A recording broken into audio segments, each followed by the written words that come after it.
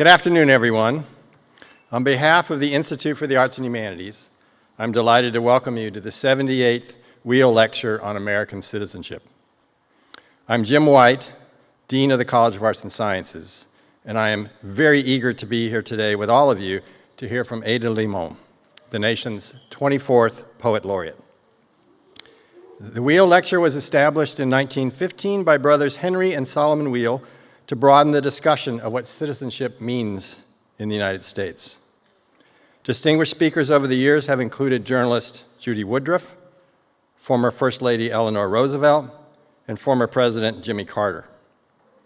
The IAH has hosted the Weil Lecture since 2000, and it's a wonderful home for this lecture series because at the heart of the Institute's work, of its mission, is the affirmation of the value of the arts and humanities to the University of North Carolina at Chapel Hill and to the world. I cannot think of a better way to celebrate the IAH than to welcome one of our nation's poet laureates to share her words, observations, and wisdom. I am personally drawn to the topic of Ada Limón's talk today, which is the invitation, gathering courage from the natural world. That's because I am a climate scientist. I study carbon cycles and climate changes. I've traveled all over the world for my work, collecting tree ring samples in the swamps of Louisiana. If you want to know about mosquitoes and alligators, I can let you know. And drilling ice cores in Greenland and Antarctica. And if you want to know about sleeping out in -40, I can talk about that as well. But as much as I want to understand how the planet functions, I also want to better understand humans and human behavior, because humans are the largest agent of change on this planet. The intersection that connects the sciences and the arts and humanities is what helps us better understand the world around us and put together a fuller, richer story of who we are and where we live. Limón's own work connects the arts and the sciences. Her signature project as U.S. Poet Laureate is a celebration of poetry and nature. As part of that project, Limón edited an anthology of poems entitled You Are Here, Poetry in the Natural World. As some of you may also know, one of her poems is hurtling through space right now. The poem In Praise of Mystery, a poem for Europa, is engraved on the vault plate of the Europa Clipper, a spacecraft en route to Jupiter's icy moon, Europa. The vault plate is part of a structure that will protect the electronics of the Europa Clipper from Jupiter's harmful radiation. In a recent podcast interview with IAH Interim Director Betsy Olson, Limón shared that it is fascinating to her that the poem is on the vault plate because it feels like protection, like the arts are protecting the sciences. She observed that she finds it odd that society ever split the sciences and the arts in the first place, and I agree with her, and just how beautiful, necessary, and indeed essential it is to see them joined. Thank you, Ada, for helping us find the words to describe what we in the College of Arts and Sciences know is true. The arts and the sciences complement each other. They give meaning to each other. I look forward to listening to your talk as you help us connect to our natural world. Now, I'd like to introduce Dr. Betsy Olson, the Interim Director of the IAH. Dr. Olson is a geography professor and former chair of the Department of Geography and Environment. Dr. Olson's writing and teaching focuses on ethics and practices of care and inequality across diverse contexts, themes, and geographic regions. Her research focuses predominantly on children and adolescents who assume care responsibility. Dr. Olson, we are grateful for your research and your leadership at the IAH. Please welcome Betsy Olson.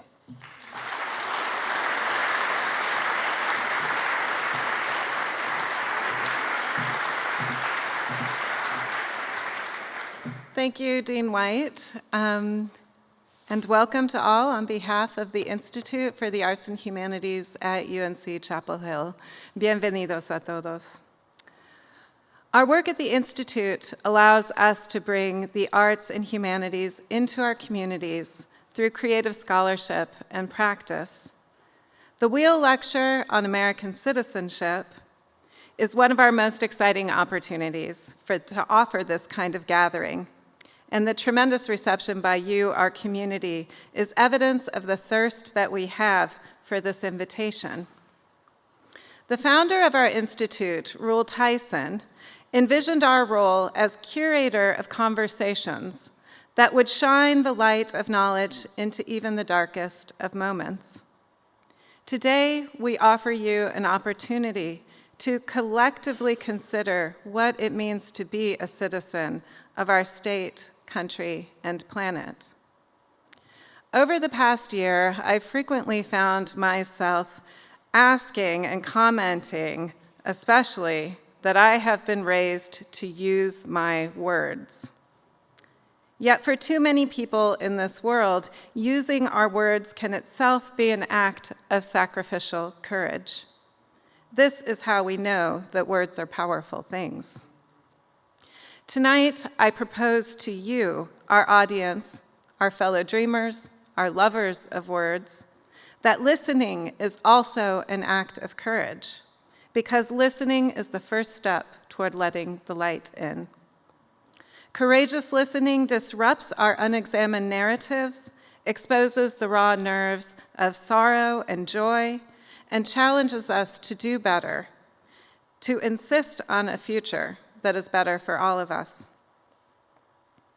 Now I have the tremendous honor of introducing an artist, author, and remarkable citizen who has used her words to great courage.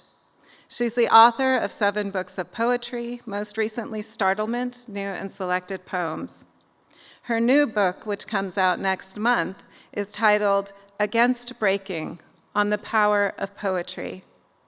And it inspires us to see poetry as a powerful force for healing, a call to action, and a vibrant celebration of humanity's many voices. Her work has been recognized with multiple awards and honors, including the National Book Critics Circle Award. She is the recipient of a MacArthur Genius Fellowship, a Guggenheim Fellowship, and was named a 2024 Time Magazine Woman of the Year. And of course, she was the first Latina Poet Laureate of the United States.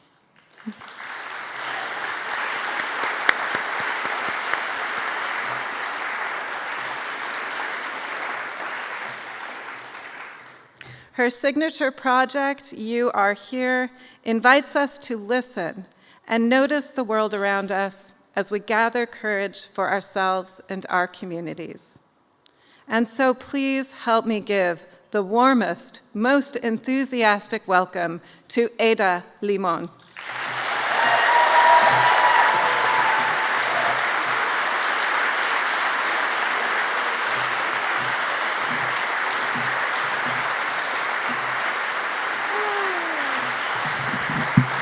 Hello. How are you? Good. I'm just going to move this down a little bit. It's such a pleasure to be with you all. I wrote this and then rewrote this and then wrote it again. So here we go. An invitation, gathering courage from the natural world. Thank you for having me and inviting me to speak to you during this strange and surreal time on our planet and in our country.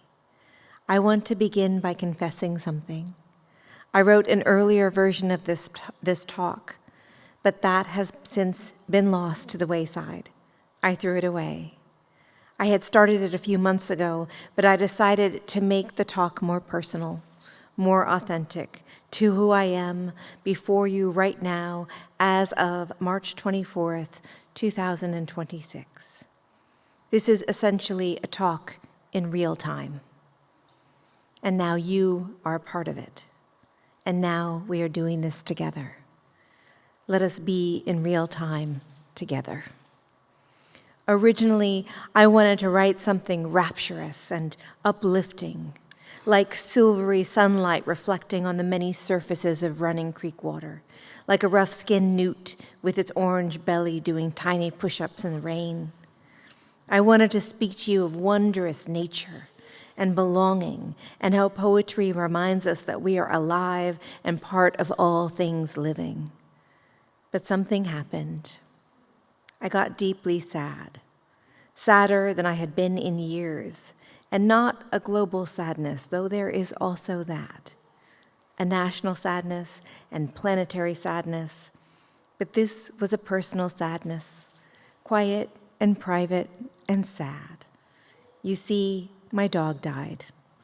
My dog of nearly 15 years died in my arms on February 28th, and it seems that I should be recovered, but I am in fact not recovered. And so, while this talk is meant to be an offering to you, would you mind terribly if it was also an offering to my dearest Lily Bean, my heart dog, who deserves all the elegies anyone might dare to scribble on her behalf? When I sat down to write this talk for you here at UNC, I looked at the title, An Invitation, Gathering Courage from the Natural World. But I didn't have any courage. How might I offer anyone else courage? Sometimes offering a talk also presumes a type of wisdom, but all my wisdom was also gone. What was I thinking when I named this talk? I was probably staring out a window at a valley oak with leaves beginning to bud while the vibrant green moss on the trunk's bark soaked up the winter rain. I probably had a fresh cup of strong black coffee and was full of possibilities. Also, and most importantly, my sweet little dog was still alive.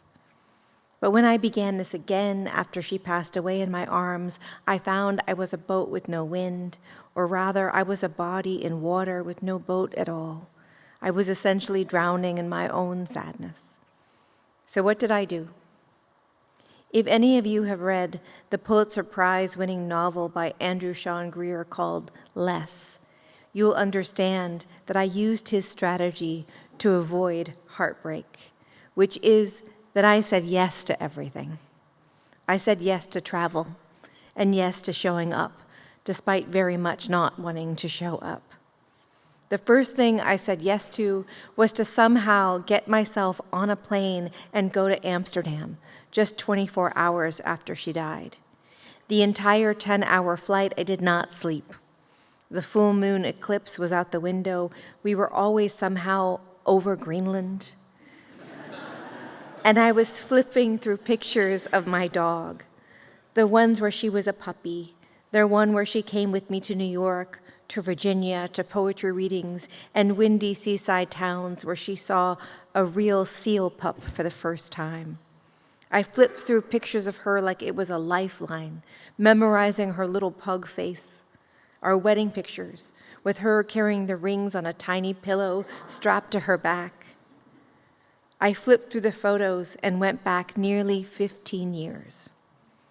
By the time I landed, I was wrecked, near sobbing, and also I had realized somehow that she had aged, that she was, in fact, no longer a puppy, but an old dog. Her face had changed, as had mine. 15 years is a long life for a dog. That was somehow useful, but I didn't know quite yet. When we got to our flat in Amsterdam, a 5-flight walk up along the canals, we closed the curtains and went straight to bed. When I opened the window, the first thing I saw was a huge gray heron sitting on a boat as if waiting for the owner to come take it fishing. Then a colorful magpie with reeds in its mouth for nest building. Then a Eurasian coot, which looks similar to an American coot, and a Eurasian moorhen, which looks similar to a common gallinule. Lucas, my husband, watched me as I started to put my bird app up to the window, lean out over the canals and see the rose-collared parakeet in its near fluorescent green plumage perch on a budding tree over the main street. Slowly, I was watching birds again, noticing what Robin Wall Kimmerer calls the good green world around me, and pulling myself up from my own sorrow to see the world. That night, we went to a Bell and Sebastian concert at Paradiso, a historic theater in Amsterdam.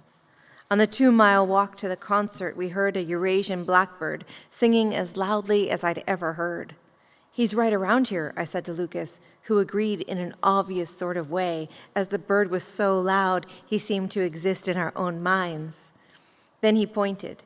He was right above me in a still leafless tree, singing his whole musical heart out at the top of his tiny lungs. It seemed like you would have been able to hear him for miles, bold and loud and letting loose on the naked branches in the middle of the city park between the bike lanes and the sculpture garden. He was giving us his own concert. The next morning, something happened that surprised me. I was almost excited to get up and open the window and see what birds were around, what birds we might pick up on the Merlin bird app with their strange sounds that seemed familiar but also of another continent. Then 2 enormous storks flew up the canal with their black and white wings, and I was reminded of the myth of storks carrying babies and delivering them to new mothers, and I wondered what else they could carry and for how long. Friends from Copenhagen came to visit us in Amsterdam, and despite the cold weather, we ate outside in a park where we could see the birds. And for the first time, we saw a Eurasian coot's feet up close and on the shore, and realized they look like bamboo leaves threaded together. They are large and lobate and look floppy and almost clownish, but make it so they are as good on land as they are on water. I immediately loved him and his feet. By the time we left, I had seen so many new birds that I was beginning to get familiar with them. I was crying less, and instead of crying, I was watching. I was still brokenhearted and in a long, heated argument with the universe over the inevitability of mortality, but I liked the world a little more than when I had left the house the week before. On our final night, we walked through an arboretum toward a restaurant our host had recommended. She'd mentioned the birds, but I hadn't realized it was on the old zoo grounds, and we got to see a huge flock of flamingos in the park's pond before the light dwindled and they became pink specks huddled together in the black water. The trip was healing, and the natural world did exactly what the title of this talk suggested. It gave me some courage to continue getting up and opening the window and remembering that all around us things are alive. Still, re-entry to the house was hard. Somehow I expected my little dog to be there when I got home, but she wasn't. Birds or no birds, my heart was still shredded to pieces. Luckily, the next trip was in the books and only days away. And despite being tired and baggy-eyed from travel and weeping, we boarded our plane to Kearney, Nebraska, to meet the writer Amy Tan and a group of 18 others to witness the sandhill crane migration. For those of you who don't know, the world's largest sandhill crane migration event is in the Platte River Valley in Nebraska. By the time we arrived, the U.S. Fish and Wildlife has estimated the numbers of sandhill cranes at nearly 500,000 birds. But those of you who also do not know this, I do not like to be cold. Unfortunately, the time we had arranged to see the cranes, it was estimated the feels-like temperature was -6 degrees. I once saw a clip of a comedian, Dulce Sloan, who once said, "Just to know something about me, emotionally, spiritually, genetically, historically, I'm never supposed to be cold." This is how I feel. In fact, we almost thought we'd back out because both of us were feeling drained, and I hadn't written a poem in what seemed like years, and wasn't I supposed to be a writer, not an adventurer, and wasn't I supposed to be writing and grieving in the soft green weather of Northern California, where there were no sandhill cranes, but there were some really good birds worth watching too. Still, we got on the plane. And despite turbulence that made us grip our hands together and wide-eyed and speechless squeeze as hard as we could, and we might have looked at each other with our little atheist hearts and said, at one point, I thought if the plane goes down, we'd at least see Lily Bean. And the other one said, yeah. The first night wasn't cold at all. We gathered with our group and sat outside around a small table at the rental house and talked birds. Listen, I am often in groups, and usually those groups are made up of magically, miraculously, of writers, of creative-leaning folks. We talk about our feelings and what we are making and the state of the world, and it's often fluid and chaotic and a meandering conversation. This was my first time with a group of mostly birders. And I don't mean casual birders. I mean serious, I brought my binoculars to the party birders. We felt out of place, but also at ease. The thing about birders, and maybe that's the thing about writers too, is they aren't just noticing you, but they are noticing everything that's all around us. The other funny thing about birders is that it's completely, almost absurdly acceptable to yell out what you see at the top of your lungs in the middle of a conversation. To be around birders is to expect someone at any moment to point and shout, "Tree sparrow!" at the top of their lungs, and everyone to look, and for that to be not strange, but delightful. Imagine serious group of people half whispering, half yelling. I remember how to say this word, and now I'm going to laugh because I had said it wrong for so long that when I heard a birder say it, I was like, oh, that's how you're saying it. Ferruginous hawk. Juvenile bald eagle, as if they were seeing their favorite celebrities on the red carpet. Side note, if you want birders to pay attention, don't sit them by a window. They know the natural world is the only good thing worth paying attention to. Overnight, the weather changed, and not in a good way. We rose to 65 miles per hour winds and hoped the day would bring a little more warmth, but instead it got colder.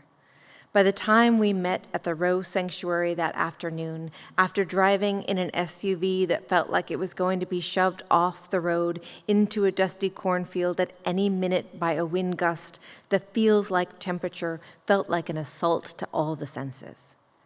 I had put on every single layer of clothing I packed. I'm not joking. I had on 3 shirts, a sweater, a jacket, 2 scarves, 2 hats, and only 1 pair of gloves, which wasn't enough.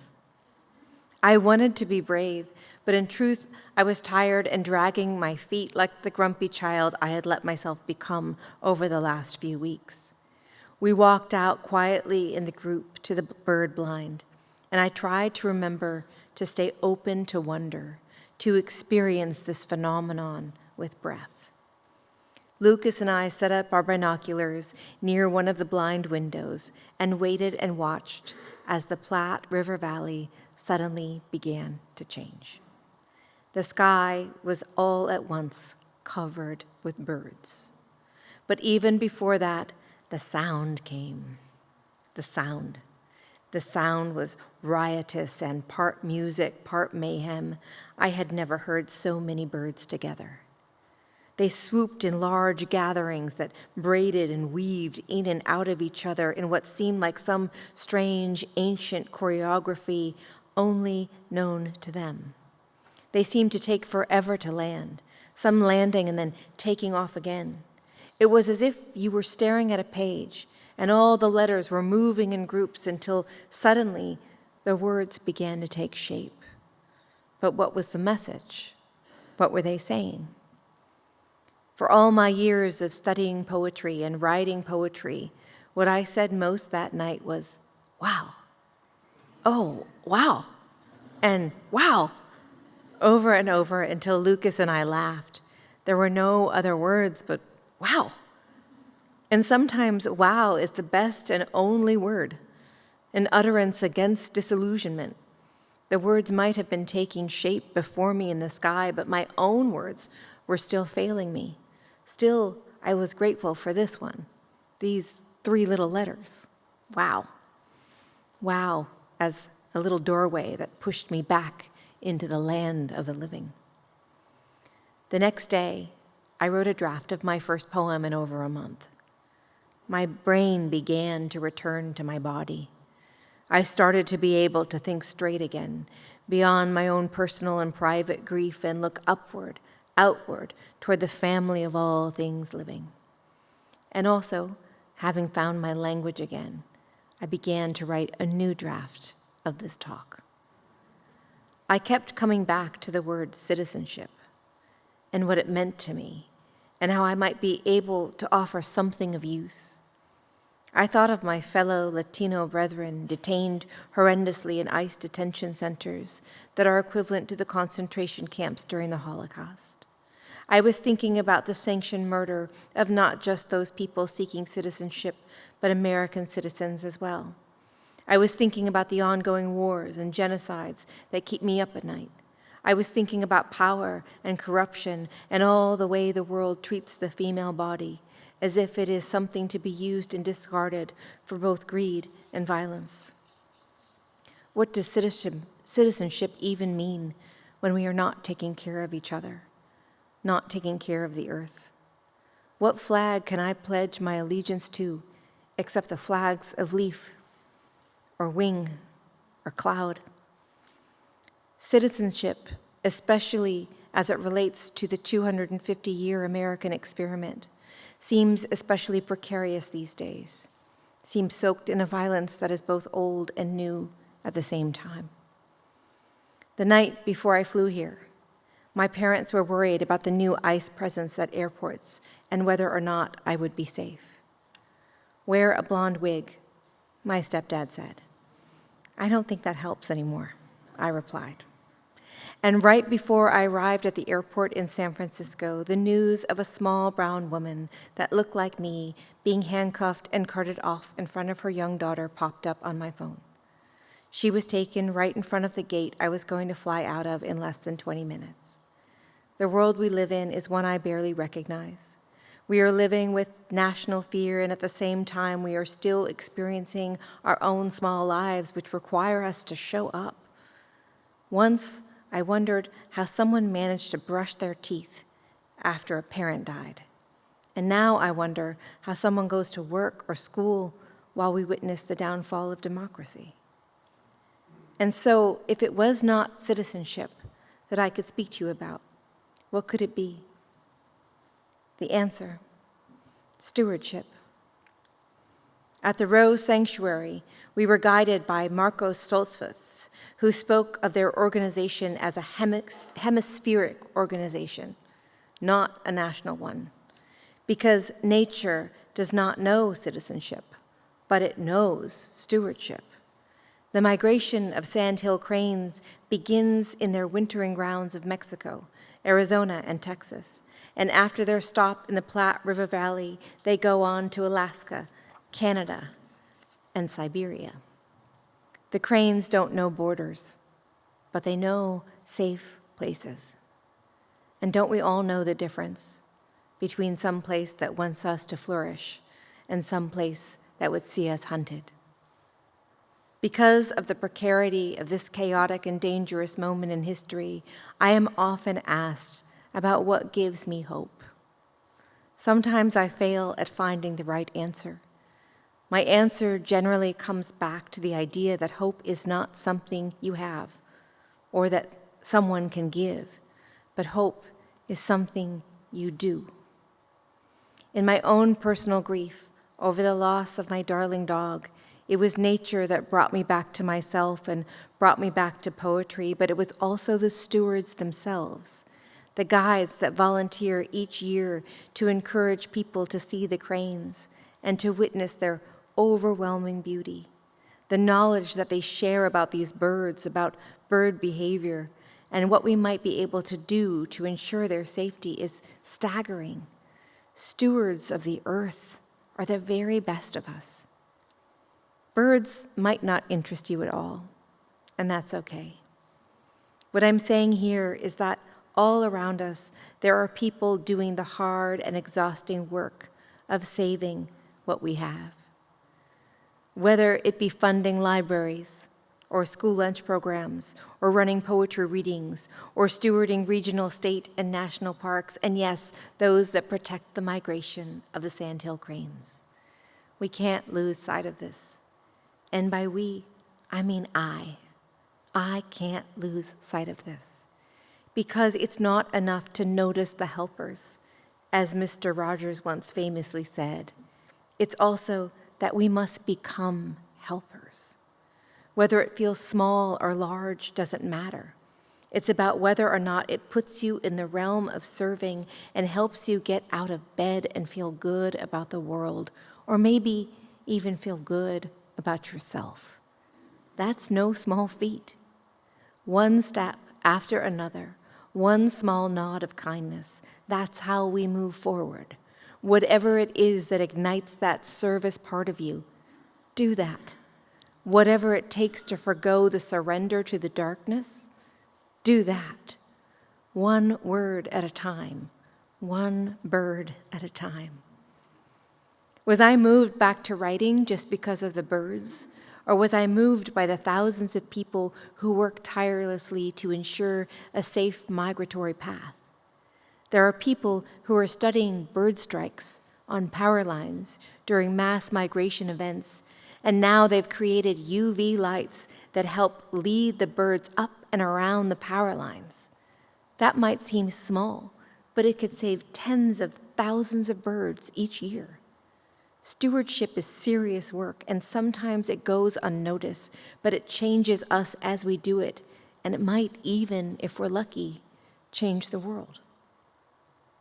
When I sat down to write my first poem draft, I was still sad, sure, but I was also reminded that I had music in me, that I had a way of speaking back to the world that was unique to me. Here is the first poem draft that I wrote after the migration.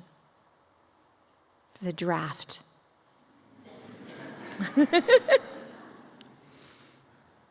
Seeing the first bird after the last loss. Shake the stones from your throat. Undrown yourself, you sparkless plug. What did you think? The world would stop for your low-slung tumult and crushing? What did you come here for, if not to crumble? What did you come here for, if not to soften? When you lift your head, let yourself go slack. You have changed. Holy, holy, and there is no going back. That night, we slept hard. And in the morning, I thought maybe I'd be myself again. But it was still cold. We went out before dawn to see a bird called the prairie chicken. These birds get up in the morning and, from what we observe, seem to play an elaborate game of king of the mountain. After one bird attacked another, and so forth, Amy Tan looked at me and said, "Ugh, men." And later that evening, my husband said, "Those birds must have a really strange existence. So they just wake up in the morning and fight?" I laughed then, and it was a real laugh. How good to laugh at the absurdity of violence. How good to see a wild bird and be moved to laughter. I had written before that when I think about how hard it is to love this country, I think about loving the land, the trees, the animals and wild things, the vast beauty that makes up this place we call our home. Here I was in Nebraska, freezing my nether regions off next to a famous writer and some serious birders while we stood in farmland praising some strange animal called a prairie chicken. The wondrous absurdity of it all. How, to use a word by the poet Elizabeth Bishop, how unlikely.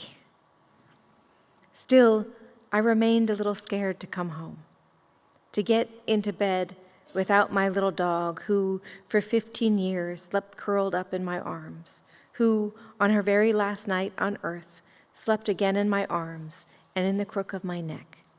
And because I thought she maybe was suffering and maybe didn't have much time left, though I knew nothing, I sent images to her of our life together, to her. This may sound strange, but I have a friend who assured me she could read my thoughts. And so I sent image after image of the joyful times. Us running in a field in Kentucky, us swimming in the Chesapeake Bay, when she tried to follow Lucas when he rode off in a kayak, us in our softest, most domestic moments, our little girl, held always in our arms for safekeeping. I did that all night long. It calmed me down, and we both slept. And in the morning at 9:30 a.m., she died, just like that, suddenly gone, planted now between two white rose bushes on the hillside. When we finally came home after nearly 2 weeks on the road, I was restless. Lucas napped, and I changed the flowers on Lily Bean's grave. I watered the plants.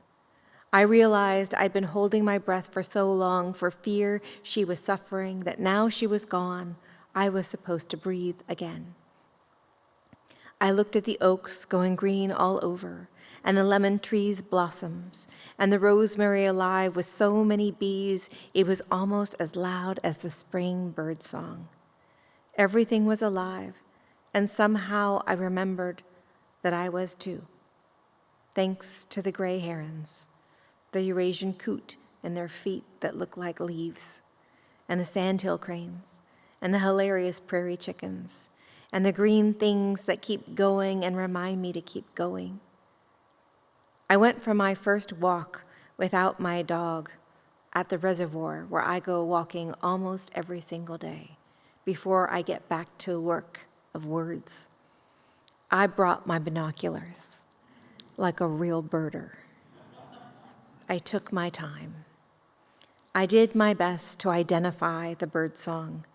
I thought about loss and the great national grief we are all facing, the ways in which every one of us has to be brave in large things and brave in small things daily. How strange that life is like that we lose what we love in order to know we are alive. The park I walked through was burned by the 2017 Sonoma County wildfire, and as a result, there were many burned and dead oak trees covering the hills. This winter, the stewards of the park, along with CAL FIRE, made strategic burn piles along with controlled burns of high grasses to prevent further wildfires. Where the most recent controlled burn was, there are little piles of ash slowly being taken over by green grass. I thought about my firefighter friends and how they rescue people out of burning buildings and then sometimes even rescue us before we need rescuing. These particular prescribed burns might save our house someday. I know it as I walk through and see the work they've done. Everywhere there are helpers, and we must choose the way we want to put our own shoulders to the wheel. What if it was simple? What if all you did was ask yourself this: what do I want to save? And then do something small toward that thing, not out of desperation or rage, but out of love, out of attachment and devotion and rapture. What if our way of fighting back was not out of fear, but out of love? I don't know the answers to how we serve in a world that often favors cruelty and criminality, but I know that those people who work toward saving are stronger than those people who work toward destruction. I see it in nature every day, and I see it in poems every day. As I was about to leave the trail, after I had seen the water birds, the western pond turtles, and the wood duck I was searching for, I saw a bird, small and gray, that seemed to be sifting through the ashes of a burn pile, a ruby-crowned kinglet. The bird seemed to be looking for something, and I understood we were the same. That bird's a poet, I thought. Let's sift through the ashes and find something like sustenance. That night, I looked through my journal at the poem drafts and the notes, and after many hours of drafting and redrafting, I wrote this poem. For me, as an artist, it is not just the witnessing of nature that heals me, but the writing about the witnessing. That's where I am transformed.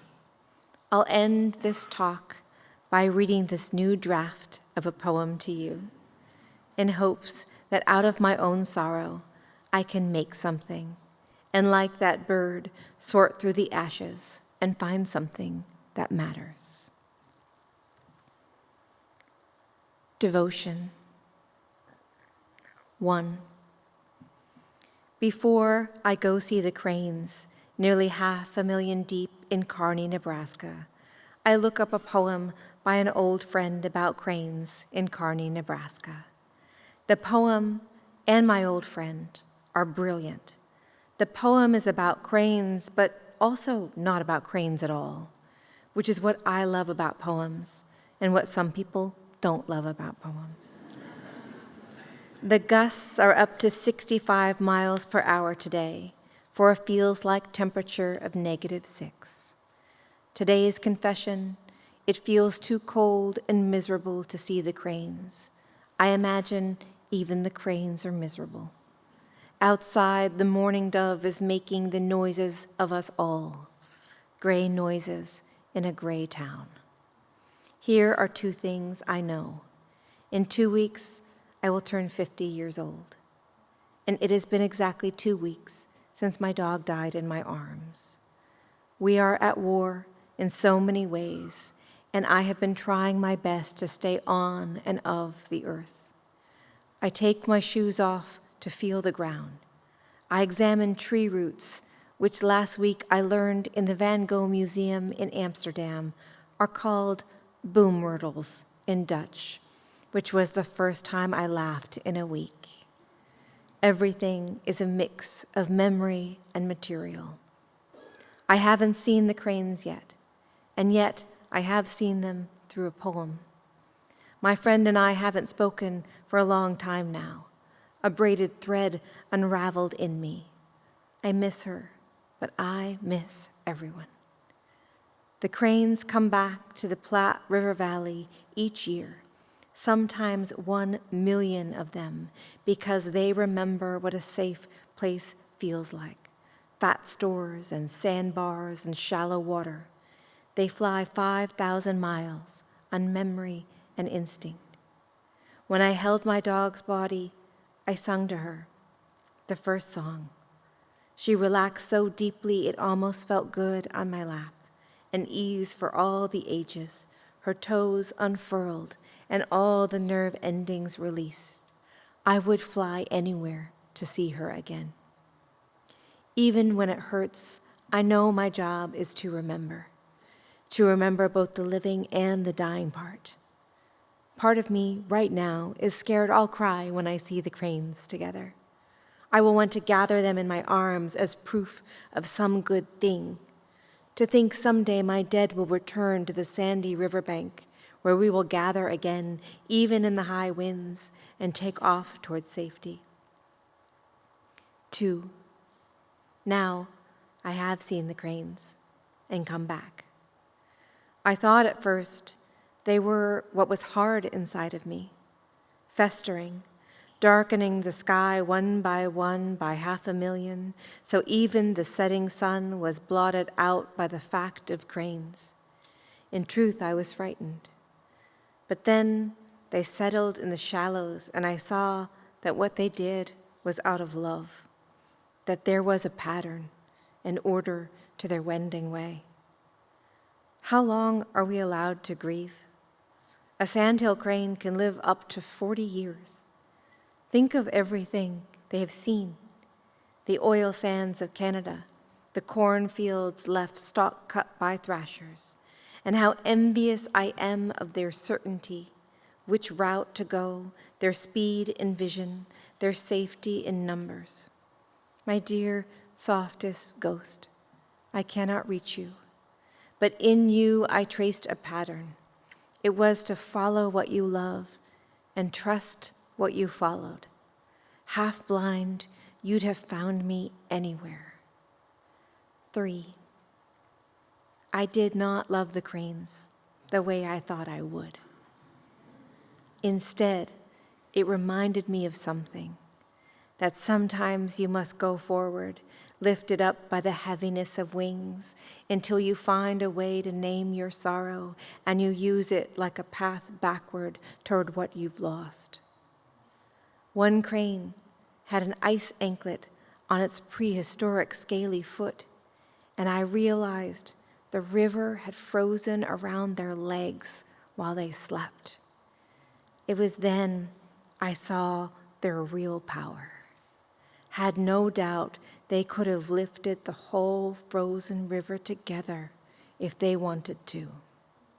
They know that the work of love is indeed work, and the only choice they have is to follow its path again and again, despite the frozen river, the shiver, into every room, to the ends of the earth. It goes like this: lift, follow, lift, follow, lift. Thank you.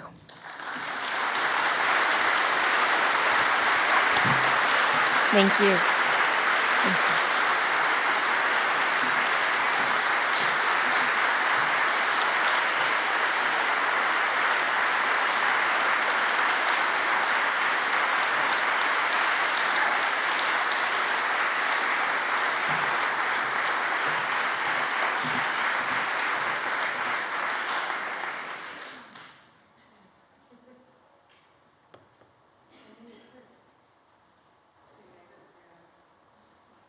Packed my tissues just in case, but I did okay. We share so many more things in common than I knew. Dogs, small dogs, not being able to be cold. There's many themes here. Thank you so much for sharing all of that with us. We are going to open for questions from the audience.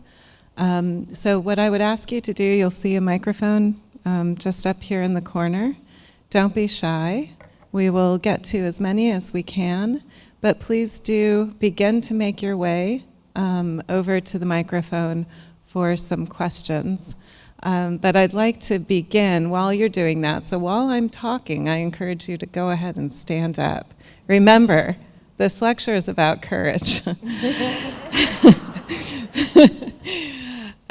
But I will begin with a question from one of our local high schools, Carborough High School, their Poetic Justice League. Are you all here? Can we see any? Yeah. There you are. And they're amazing teachers. So the question that they have for you is, what about being Poet Laureate has changed the way you write and see poetry? That's a great question. I didn't get these in advance. No, that's a beautiful question. I think that, serving for 3 years in that very public role, one of the things that struck me was how many people are actually writing poetry in the world and reading poetry, and that I don't think it's measurable in the way that people think it is. We'll say, oh, the reading numbers have gone down, or these books aren't selling, but out on the road, I ran into so many people that were either writing or reading poetry on a regular basis. But to me, it feels like it's very healthy and it's very alive. And so for me, the way it's changed my own work is that I am open to writing for others. I think sometimes I write really personal poems and they're just for me. But now I understand the gift that a public poem can be, and that has really changed me. Working on the poem that went to space, the Europa Clipper poem in Praise of Mystery, that really shifted how I thought of a public poem, and that was a really powerful experience for me. So I still write a lot of private poems, but I learned how to write a public poem and thought more about the poem as an offering. Thank you for that great question. May I follow up? What was the most unexpected sort of moment or time or meeting that you had as poet laureate? Can you give us a glimpse into what that's like and what you never expected from it? I mean, I never expected to have a poem on a rocket. That was not something. And going to the rocket launch was very wild. Yeah, we went to the rocket launch. We have pictures of us near. We were like, can we get closer? They're like, no. I've learned a lot about NASA. They don't like you to touch things. But yeah, so seeing the rocket launch was very remarkable. And then I think just personally and privately, I'm a huge Joni Mitchell fan. And the Library of Congress gave her the Gershwin Prize while I was serving as the laureate, and so I got to meet Joni Mitchell.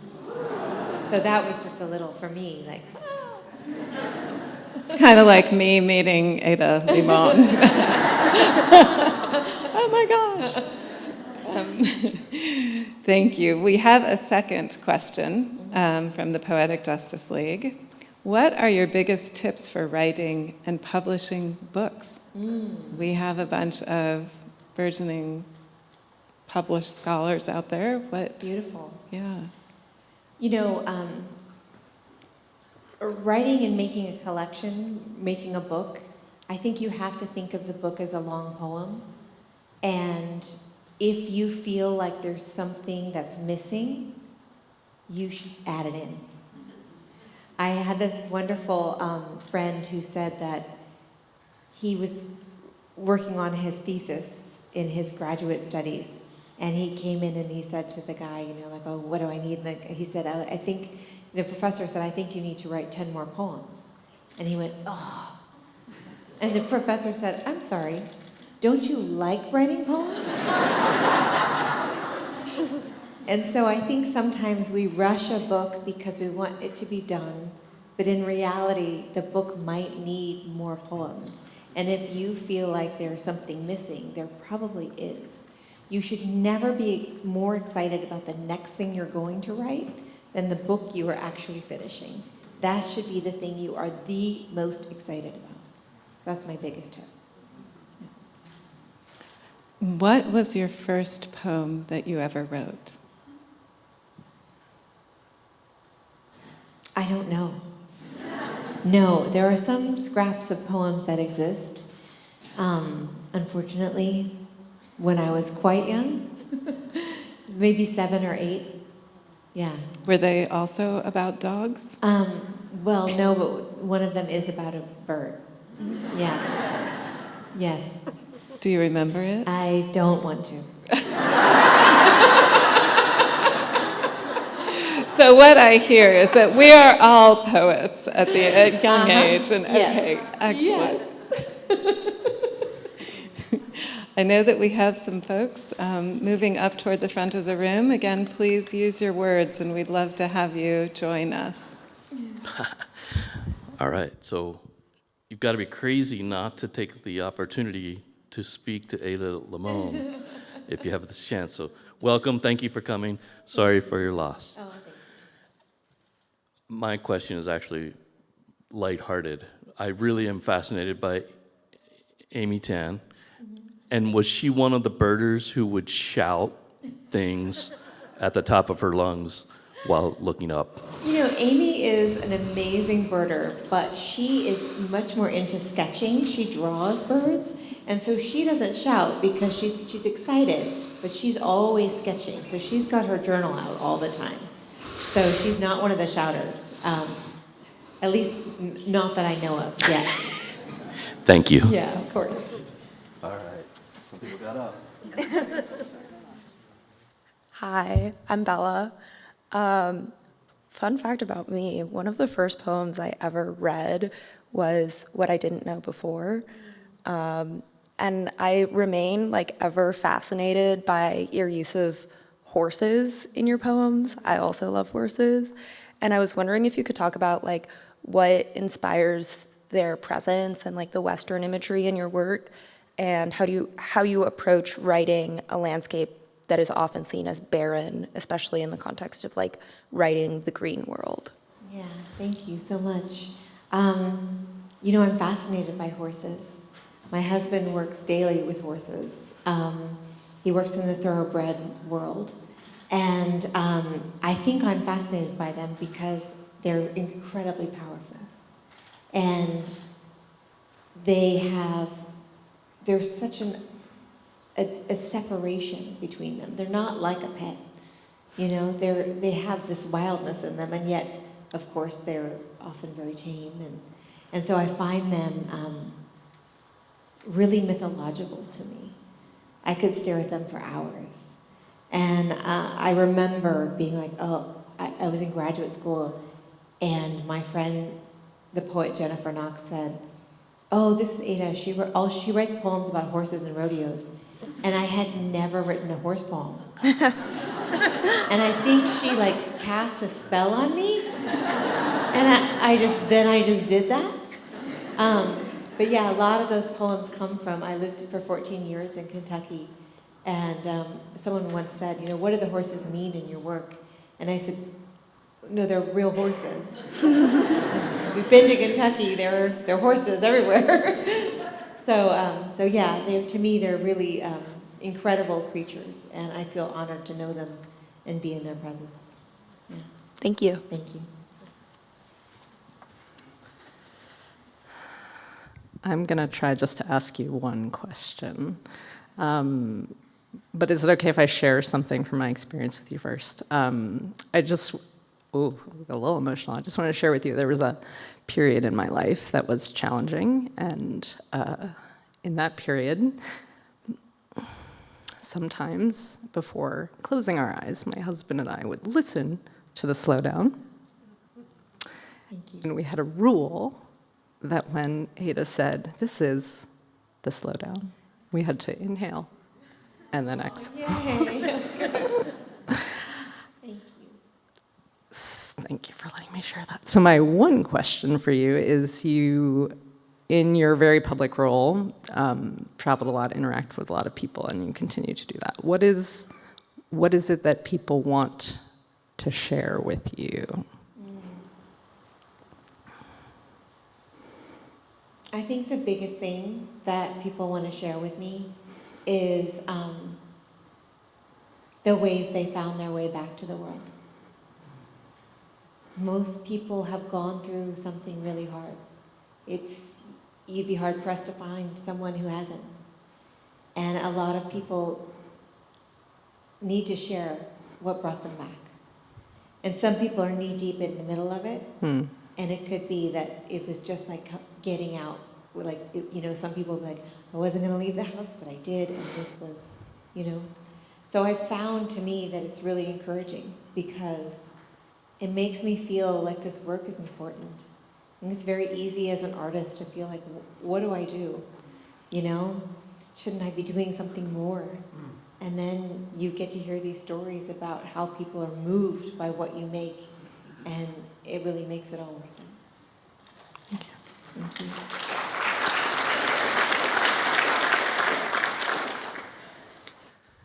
Hello, Ada. It was lovely listening to you. My question is, you mentioned that a poet's job is to create a loving environment where you create love in the environment. How do you reconcile that with the stakes necessary as on the page and in real life to minimize risk factors in the environment as well? Yeah, I think that's a great question. I think there are a few ways to answer that. And the biggest thing is that it's so overwhelming where we're at right now that sometimes you need to just pick a place to begin. And that is the same with service work as the same with making art. Because when I sit down to write and I'm feeling overwhelmed and I feel like I have writer's block, It's actually not that I don't have anything to say, it's that it's too much. We don't know where to begin. And so sometimes that blank page is an invitation to walk through it and go, okay, I'm going to start very small. I'm just going to pay attention. I'm just going to breathe. I'm just going to notice. And that gives you a little bit more courage to go deeper. The same thing with service work. It's the same thing. The stakes are really high, right? They are really high. But if we get overwhelmed by them before we even begin, we'll never make anything. So for me, it's starting very small and imagining doing it with the intentionality of appreciation, and then letting that lead us to someplace deeper, someplace bigger, and hopefully someplace that transforms not just us, but the people we come in contact with. Thank you. Thank you.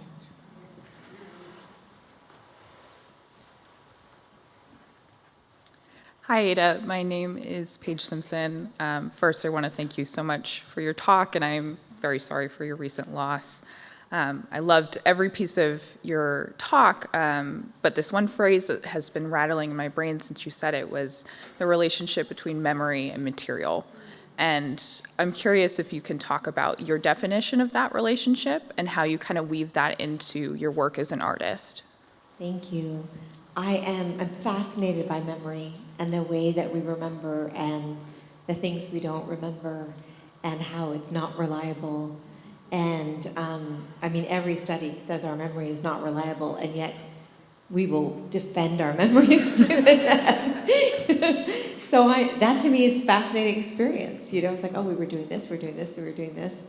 And that might not have happened at all. And so for me, I feel like when I write, I'm trying to conjure those memories, and I'm trying to keep those memories. And so sometimes it's a place to hold on to them, but then also sometimes it's a place to figure out what I distrust about the way my brain works too.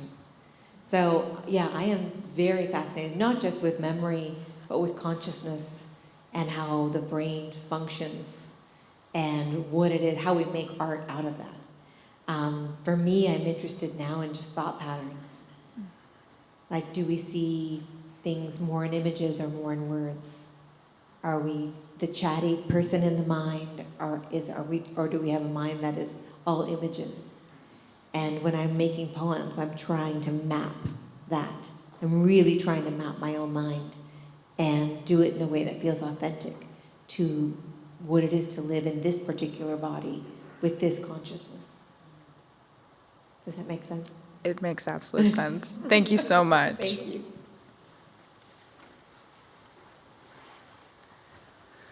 Okay, hi, my name's Ellie.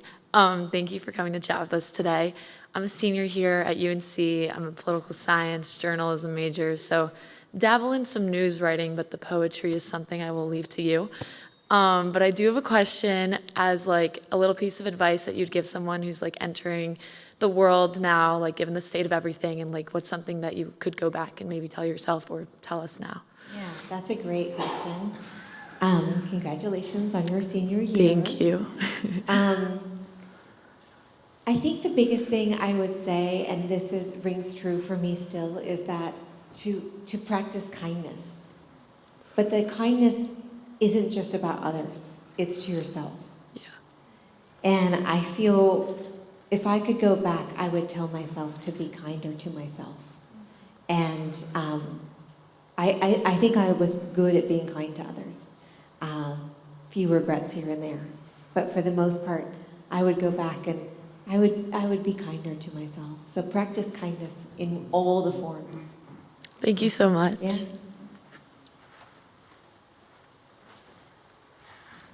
Hi, Ada. My name's Yasmina. Thank you so much for your poetry and for the words that you shared tonight. I feel like I want to write everything you say down. And something I love about your poems is how open they feel in terms of all the senses, like they just feel so much. And I'm wondering if you have any practices or rituals in your life that you filter the world through so that you don't feel all that overwhelmed. Like, do you hide under the bed some days, or do you scream at the bottom of the pool. Just wondering what your practices are for handling this world. Yeah, I think that's a great question. You know, I almost said I'm a pretty big feeler, and I'm like, I just read you this whole piece that was about my feelings. I don't know if you guys know, but I feel I have lots of feelings. You know, I think the big thing for me is that I am suffering the most when I'm not letting myself feel. That's actually the problem, is if I'm not crying. Like, I think one of the things about losing an animal is that you're sort of allowed to cry. You know, everyone gets it, like they do. And so I feel like one of the biggest things I allow for myself is to actually cry. I cry a lot. I laugh a lot. They're very linked. The Joni Mitchell line, right? Laughing and crying, you know, it's the same release. And so that to me is very important. I think in terms of recovery and in terms of things that I need to do to kind of steady myself, I do have a daily meditation practice. I practice every single day. I go through different meditations, but the primary one that is my anchor work is metta, loving kindness, and I do it every day. And I have since 2007. So I think that's a big part of feeling grounded and capable, and that helps a great deal. And I would also say I do go for, I would say, a walk every other day, sometimes every day. And I try to just be present. I don't call a friend, I don't do anything. I just walk and listen and watch and see what happens. And that's a big part of it too. But those are sort of my two main recovery practices: the meditation, the walking, and then Vaughn will tell you I'm a big napper. I do, sometimes I just have to just turn it off. You know, when cell phones first came out, yes, I'm not old, there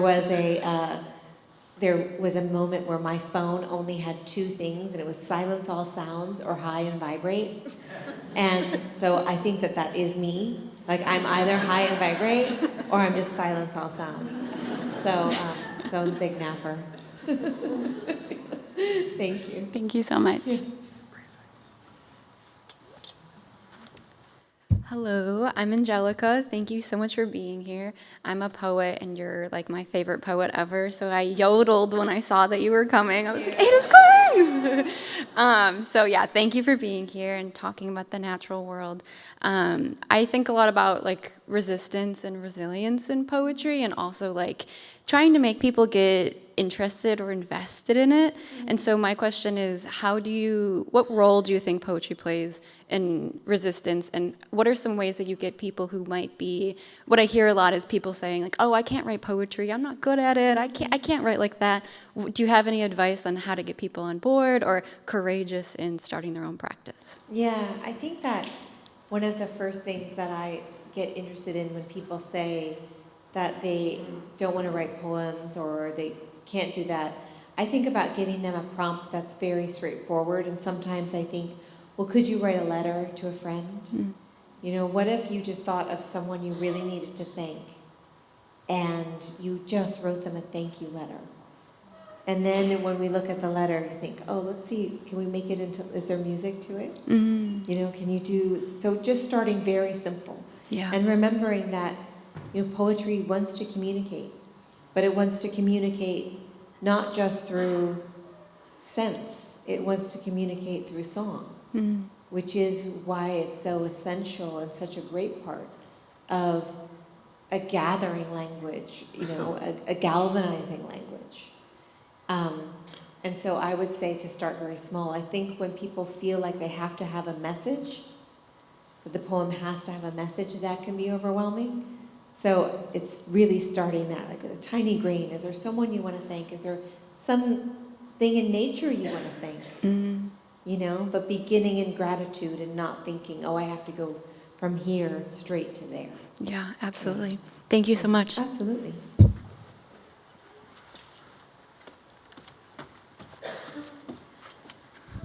Hi, Ada. My name is Art. Thank you for being here. So just building off of your answer, you mentioned writing a letter to a friend. So you're obviously experienced in writing for audiences, being in a public type of role, but talk to me about that letter to space. Who was the audience for that, and how do you write from that spot where you don't know if you're going to be heard, almost like screaming into the void? What kind of headspace is that? Yeah, thanks so much for bringing that up.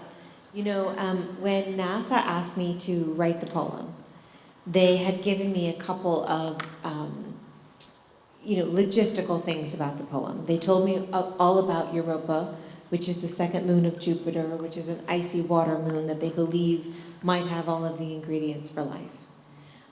So they wanted water to be in it.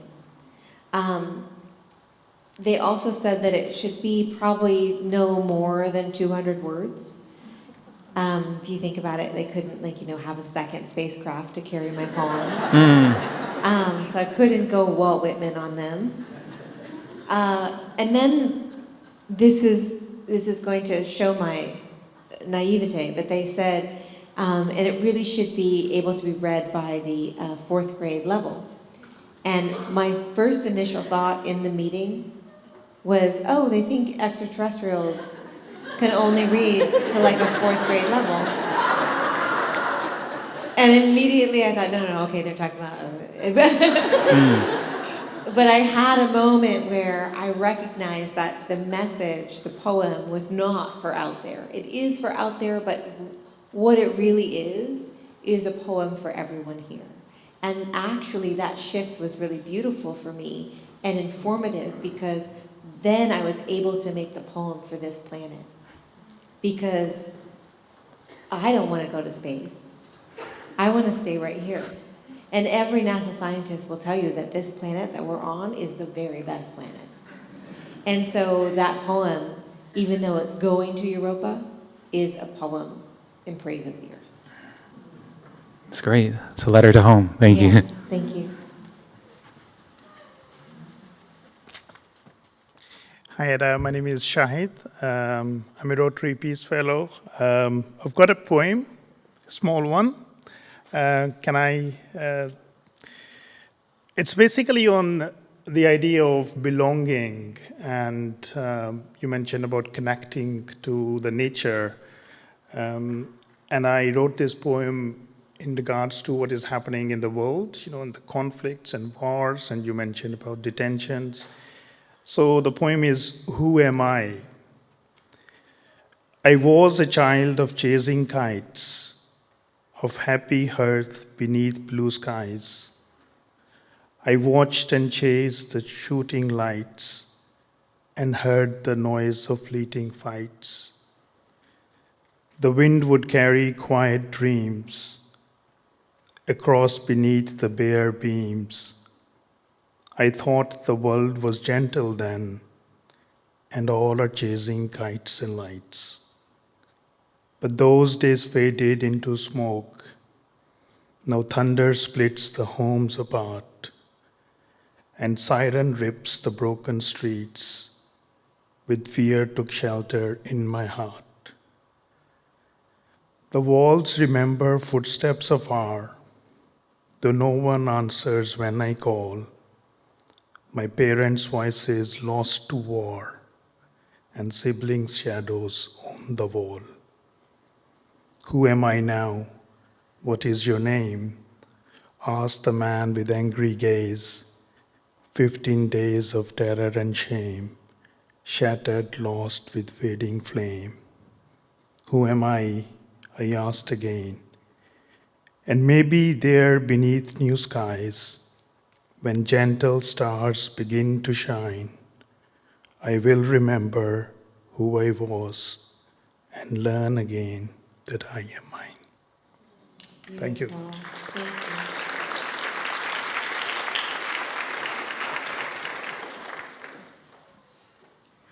Hello. I wanted to ask about the National Parks Project and how you curated the poems that you were going to put across the country. Yeah, that was a difficult searching. I don't think my office has ever looked more messy than when I was trying to find poems that I wanted to put in the national parks. I worked with not just the national parks, but also the Poetry Society of America. And both Brett and Matt there, we all sort of agreed that we would, for the most part, wanted the poems to be complete. We didn't want them to be segments or lines, which meant that it had to be a short poem. And that eliminates a lot of poems right off the bat. So that was difficult. We were just looking for sonnets all the time. But then I really wanted it to match with the landscape. And so then we would start to find some that were just like, oh, this is it. I think the first one we found was Uppermost by A.R. Ammons. And that was when I thought, oh, okay, this goes on Mount Rainier. And it was like, the very peak. And it was just the perfect poem for that. And I thought, okay, we got one. Now let's start to think about it. And when we did Everglades, it was the June Jordan poem about a marsh hawk. And the Everglades famously have a lot of marsh hawks. So, it was a serious endeavor. And when I say it took many weeks, it did. And it was all I was doing. And, half the time people we'd be having dinner and I'd be like, hey, do you know any poems about, But yeah, it was a really marvelous experience. I was trying to not just match the natural landscape itself, but also pick a poem that was accessible for many people, and they could feel like they could read it and maybe think about making their own poem. So the National Parks Project was really one of the best things I did, I think, and I'm very excited about it, and I hope it continues. Originally, before everything happened, it was scheduled we were going to put a poem into every park. Oh, wow. But I'm just going to say that's on pause. Thank you. Thank you.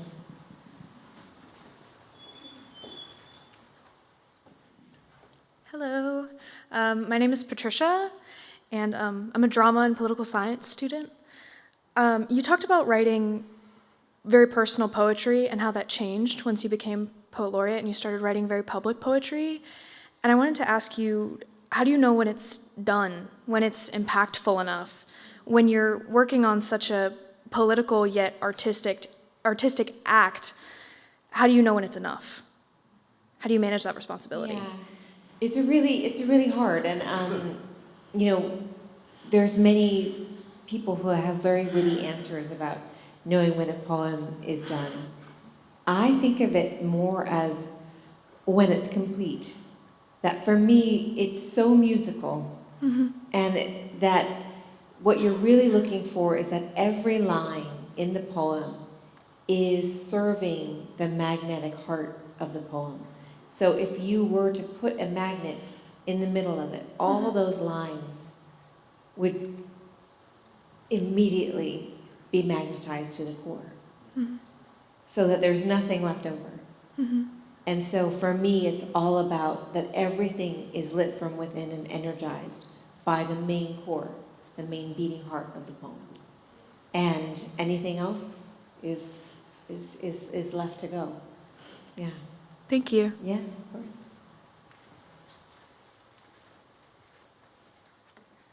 Hi, my name is Emily. I guess my question, you had talked about how you have private poems for yourself and then poems that you share, and I think poetry is a very vulnerable act, so I was curious how you go about deciding what you want to share and what you want to keep to yourself, and like how those practices differ for you. Yeah. When I was starting out as a poet, I didn't have those rules, and I would pretty much share everything, but that's because nobody read them. And you could just say maybe your graduate cohort would read them in the workshop, right? But now it tends to be that when I put a poem out in the world, more than one person reads them. So for me, it's become a matter of whether or not I am ready to talk about the poem, or I'm ready to read the poem or share the poem. I have to make sure that I feel comfortable enough with whatever the contents of the poem happen to be. And so when I say I write secret and private poems, and I really do that, it's often because that's a bigger conversation, or it's something that I am willing to risk in art, but I might not be willing to risk in prose in public. But I know that I need the poem, that the poem might heal me, it might fix me, but it doesn't need the audience. Instead, it just needs to be in the world, even if that world is the inside of the desk drawer. So for me, it's about whether or not I'm willing to have any kind of discussion around the poem, and I'm ready to have that. Because the biggest thing I want to do is make sure that I keep writing poems, and I think because of that, you have to set up some guardrails and protect your heart enough to know when you're ready to have a public-facing thing versus that secret private thing, which is equally as important. Thank you so much. Thank you. Hi, my name is Zara. Thank you to the guy who told me to, and all of us, to go ask you a question, because otherwise I might not have. So I have, like, obviously I'm still in high school, so I'm still working with writing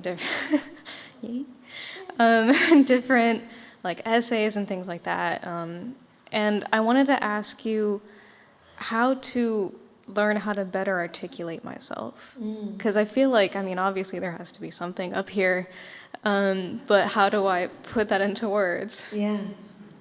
You know, one of the things that I try to do when I'm working through that myself is to try to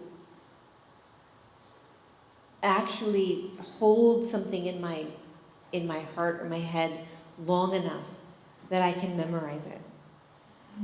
There's something about just thinking, okay, it's not just about articulation, but what is it that I want to say? And can you build something in your mind with your own musicality that lets you even memorize it, even if it's very short? But what happens then is it becomes compressed. You start to realize what you value, and then you start to let go of other things. So I would start to actually try to write poems in your head as you walk, as you go somewhere. Just a little line, a little thing. And then write that, take a little note, write that down when you can, and then try to do it again. But the nice thing about that is there's no pressure, and you're not just digesting other people's work. You're walking with your own thoughts and your own, your own blood pumping, and you're listening to your own music. The biggest thing about writing poetry is that we have to be quiet to do it. We have to hear the voice that's underneath the voice. And when you're in your room and you're quiet long enough and you hear something, that's you. And that's where poems come from. So it has to sort of, it comes up from the roots. It's within us. But it's like, oh, this is something, this is a thought. What is the thing that's been traveling in me? What's the question that's been with me all day? So it's an act of not just output, but receiving and listening to what's already in you. Does that make sense? Yeah. Yeah. Okay. Thank you. Thank you. I think that this will probably have to be our last question. Oh, okay. Hi, my name is Alexandra. Thank you for speaking with us today. My question has to do with the fact that I find in your poems you often combine like human experience and emotion with these like crystal clear images, and the result of that is often an observation or a truth about the world and about ourselves. And I was wondering how the concept of truth and observation connects with what you spoke about in terms of citizenship and stewardship, and how we as poets and the world can get better at listening and observing. Thank you. That's a great question. I think for me, the idea of watching and the idea of observing is, in and of itself, an important act. That it's not just how we make our art, but it's how we watch and what we're paying attention to, right? So I think that that's essential, is that we're learning what we're going to focus on, where we're casting our gaze. And so that's really important to the making of a poem, but it's also really important to our own service work and what we choose to do in terms of stewardship. The big thing we have to watch out for is whether or not we are, like I said earlier, getting so overwhelmed, right? That we don't even know where to begin. But if you have some small thing that you find worthy, that you're like, I'm going to devote myself to this, even if it's just for that week, Like I have a creek by my house, and I go clean up the creek bed all the time. And to me, it's just a joy. This is my thing that I do. I go and pick up trash in the creek bed. But it makes me feel better. And then when I get back, I'm like, oh, okay, I've done this one small act, and it made me feel a little braver. And it made me realize I wasn't powerless. The same thing is true of making a poem, is that when you get that first word down and the second word and the third, and you realize you're observing things, and you realize that you are in a body alive making art, you start to become braver. So I think a lot of it is about that moment when we just are choosing to live in this world with a new kind of intentionality, and that intentionality has to be, I think, out of generosity, out of gratitude, out of we have to save everything we can. Thank you. Thank you. Thank you. Thank you so much, especially to our amazing audience. Please give yourselves a round of applause. Thank you.